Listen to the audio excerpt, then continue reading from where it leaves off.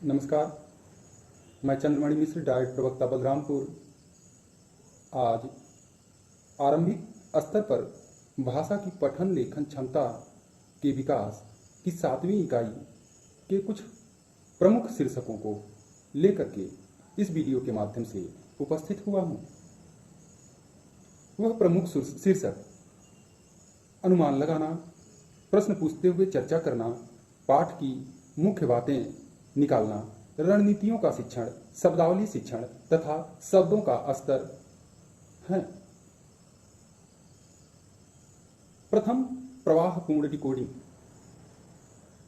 प्रवाहपूर्ण decoding पढ़कर समझने की आधारशिलाओं में एक है। पढ़कर समझने की जो आधारशिलाएं हैं उसमें प्रवाहपूर्ण डिकोडिंग, दुनिया के बारे में पूर्व ज्ञान, शब्द भंडार, पढ़ने की प्रेरणा तथा पढ़ने से जुड़ी रणनीतियां सम्मिलित हैं। प्रवाहपूर्ण डिकोडिंग। प्रवाहपूर्ण डिकोडिंग दो शब्दों से मिलकर बना है, प्रवाहपूर्ण और डिकोडिंग। जैसा कि हम जानते हैं कि प्रवाहपूर्ण यानी निरंतर बहाव युक्त या प्रवाहमय। डिकोडिंग का अर्थ है शब्द की पहचान और अर्थ निर्माण। बच्चा पढ़कर कितना समझ रहा है यह उसके प्रवाहपूर्ण डिकोडिंग पर भी निर्भर करता है। आपने देखा होगा कि कुछ बच्चे इस तरह से पढ़ते हैं, ह हपा मंत्र हा, थ थपई मंत्र थी, हाथी, न नपई मंत्र ने, हाथी ने, क ह पग मंत्र हा, कहा। इस तरह से वो पढ़ तो लेते हैं, लेकिन अगर उनसे इस संबंध में कुछ पूछा जाता है तो उसका जवाब नहीं दे पाते। ऐसा क्यों? क्योंकि उनका अधिकांश समय तो वर्णों को जोड़कर शब्द बनाने में लग गया, जिसके कारण वे आगे का शब्द पढ़ते समय पीछे का शब्द भूल जा रहे थे और वह सचेत रूप से अर्थ को समझने पर ध्यान नहीं दे पाए। अगर पढ़ते समय गति स्वतः स्फूर्त न हो तो पढ़े हुए को समझना काफी कठिन हो जाता है। अर्थात पढ़कर समझने के लिए जरूरी है उचित गति और सही पढ़ा जाए। प्रवाहपूर्ण डिकोडिंग चूंकि यह पढ़कर समझने की आधारशिलाओं में से एक है, तो ये प्रवाहपूर्ण डिकोडिंग पढ़कर समझने के लिए आवश्यक तो है किंतु पर्याप्त नहीं। अतः डिकोडिंग के साथ साथ समझ पर भी काम करना जरूरी है। यानी प्रवाहपूर्ण डिकोडिंग और पढ़कर समझने, यह दोनों कौशल एक साथ विकसित होते हैं। इन दोनों का एक साथ एक दूसरे से अंतर संबंधित है। पाठ का अर्थ, जैसे कि पाठ का अर्थ अगर समझ पाएंगे तो बच्चे का पढ़ने का प्रवाह बढ़ जाएगा। पाठ का अर्थ समझ पाएंगे तो बच्चे के पढ़ने का प्रवाह बढ़ जाएगा। और यदि उपयुक्त गति और सही पढ़ पा रहे हैं तो बच्चे अर्थ पर ध्यान देंगे। समझते हुए पढ़ने के लिए जो रणनीतियां हैं, उन रणनीतियों में अनुमान लगाना, चित्र संयोजक बनाना, मानसिक छवियां बनवाना, प्रश्न पूछते हुए चर्चा करना और पाठ की मुख्य बातें निकालना, रणनीतियों का शिक्षण। अनुमान लगाना। अनुमान लगाने का अर्थ होता है कि पाठ पढ़ते हुए अपने ज्ञान और अनुभव के आधार पर यह सोचना कि पाठ में आगे क्या होगा। यह सिखाया भी जा सकता है कि किस प्रकार शीर्षकों, चित्रों और कुछ घटनाओं के आधार पर अनुमान लगाए जाते हैं। एक कहानी है नाव चली, जिसमें चींटी, मेढक, चूहा, गुबरैला, चूजा ये सब पात्र हैं। इसमें घूमने निकलते हैं। इस कहानी से आप बच्चों में, सभी कहानियों से, यह तो एक उदाहरण के तौर पर था, अनुमान लगाने के लिए आप प्रेरित कर सकते हैं। यह शिक्षक के ऊपर निर्भर करता है कि किस तरह से वो प्रेरित कर सकता है। अब एक कहानी से संबंधित अगर अनुमान लगाना है तो दो तरह के अनुमान लगाए जा सकते हैं। एक तो पढ़ने से पूर्व और दूसरा पढ़ने के दौरान। पढ़ने से पूर्व पढ़ने से पहले अनुमान के लिए बच्चों से निम्नलिखित प्रश्न पूछिए। वह प्रश्न इस तरह से हो सकते हैं कि शीर्षक से अंदाजा लगाओ कि कहानी में क्या होगा, या फिर चित्र देख करके बताओ कहानी में कौन कौन है, इन चारों जानवरों का आपस में क्या संबंध है, दूसरा चित्र पहले चित्र से कैसे भिन्न है, इत्यादि प्रश्नों को पूछ करके पढ़ने से पहले अनुमान लगा सकते हैं। साथ ही कहानी पढ़ने के दौरान पढ़ने से पहले जो अनुमान लगाए थे बच्चे, वह सही है या नहीं, अपने अनुमान की जांच कर लेंगे। साथ ही नई जानकारी के आधार पर जो अनुमान लगाए थे, अगर वो सही है तब तो ठीक है, अगर नहीं सही है तो जो नई जानकारी प्राप्त हो रही है उस आधार पर नए अनुमान लगाएंगे। उसने जो अनुमान लगाया वो क्यों लगाया, तो इससे गहराई से सोचना और प्रक्रिया देना सीखेंगे बच्चे। इसलिए समझते हुए पढ़ने के लिए जो रणनीति है उसमें यह प्रथम पायदान पर आता है, अनुमान लगाना, प्रश्न पूछते हुए चर्चा करना। शिक्षक जितने ही उच्च स्तरीय प्रश्न पूछते हैं उतना ही बच्चों की सोच, तर्क वितर्क की क्षमता तथा समझने की क्षमता बढ़ जाती है। क्योंकि समझने के स्तर के 3 भाग होते हैं, तथ्य आधारित समझ, अर्थ निर्माण और सम्मिलित समझ। इन तीनों स्तरों के प्रश्नों पर यदि चर्चा की जाए तो समझ अत्यधिक पुख्ता होती है। हमें चर्चा में कैसे प्रश्न पूछने चाहिए? अनुमान लगाने वाले प्रश्न, पूर्व ज्ञान से जुड़े प्रश्न, तथ्य आधारित प्रश्न, निष्कर्ष निकालने वाले प्रश्न, शब्द भंडार से जुड़े प्रश्न। शब्द भंडार से जुड़े प्रश्न ये शब्द की बेहतर समझ और सही उपयोग को बढ़ावा देने के लिए पूछे जाते हैं। शब्द भंडार से जुड़े प्रश्न क्योंकि सही प्रयोग और समझ को बढ़ावा देने के लिए, जैसे एक शब्द तरकीब, अब तरकीब से नया वाक्य बनवा सकते हैं आप, तरकीब से नया वाक्य बनाओ, इस तरह से। फिर आता है विश्लेषण या तर्क वितर्क से जुड़े प्रश्न। पाठ की मुख्य बातें, छोटे छोटे बच्चे से अगर जब कहा जाता है कि पाठ की मुख्य बातें निकालना, तो छोटे बच्चों के लिए निश्चित रूप से कठिन। बच्चे से पूछे पाठ में मुख्यतः क्या दिया गया है, पाठ को छोटा करके बताओ, तो आप देखेंगे बच्चे पूरा पाठ है या तो सुना देंगे, या छोटी छोटी 2-4 बातें सुना देंगे, या फिर पहले कुछ विस्तृत रूप में सुनाएंगे, फिर 2-1 वाक्यों में लपेट देंगे। इस तरह से वो सुनाते हैं। इसलिए शिक्षक को सबसे पहले पाठ की चर्चा करनी चाहिए। पाठ की जब चर्चा करेगा तब वो मुख्य जानकारी छांटने के लिए कहें बच्चों से। इस तरह से बच्चे मुख्य जानकारी निकाल पाएंगे। रणनीतियों का शिक्षण 4 चरण में होता है। प्रारंभ में रणनीति का प्रयोग करके दिखाने की पूरी जिम्मेदारी शिक्षक की होती है। आखिरी तक पहुंचते पहुंचते पूरी जिम्मेदारी बच्चों की हो जाती है। ये रणनीतियों का शिक्षण 4 चरण हैं। प्रथम चरण में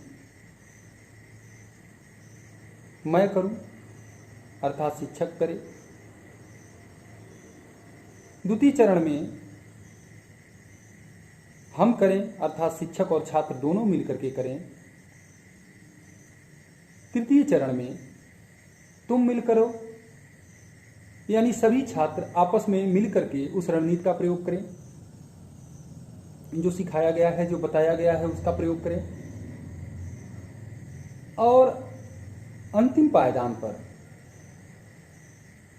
तुम स्वयं करो, यानी छात्र खुद वह रणनीति प्रयोग करने लगे। इस तरह से हम देखते हैं कि जब किसी रणनीति का अभ्यास कई बार हो जाता है तो बच्चे उसे स्वतंत्र रूप से प्रयोग करने लगते हैं। शिक्षक छात्रों की समझ परखते हैं और आवश्यकता अनुसार मार्गदर्शन देते हैं।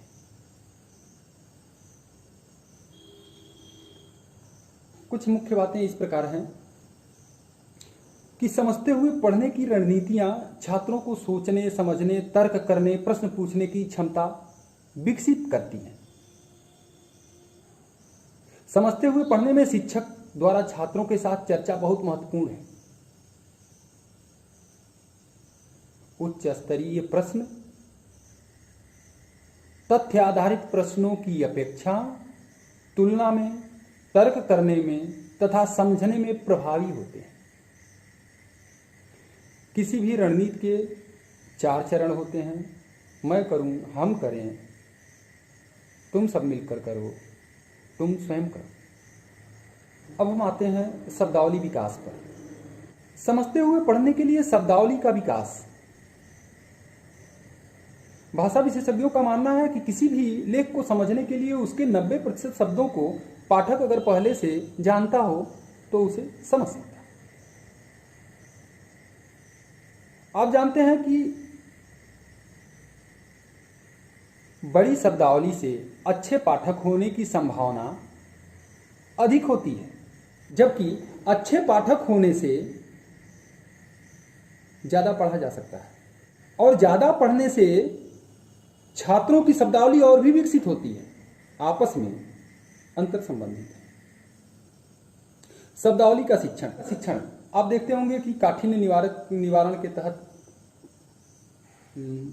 शिक्षक ब्लैक बोर्ड पर कुछ शब्द और अर्थ को लिख देता है या फिर चार्ट पेपर पे बना के लाते हैं, उसके बाद लगा देते हैं और बच्चों से कहते हैं कि याद कर लिया जाए, याद करो। इससे मुख्य उद्देश्य पूरा नहीं होता।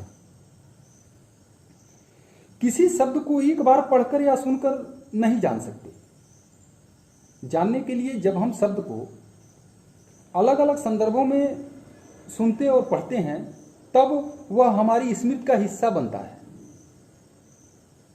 और हमारी समझ उस शब्द के प्रति विकसित होती है। डेल एडगर और ओरुर्क, ये 3 लोग हैं, इनके अनुसार शब्द को पूरी तरह से जानने के 4 स्तर हैं।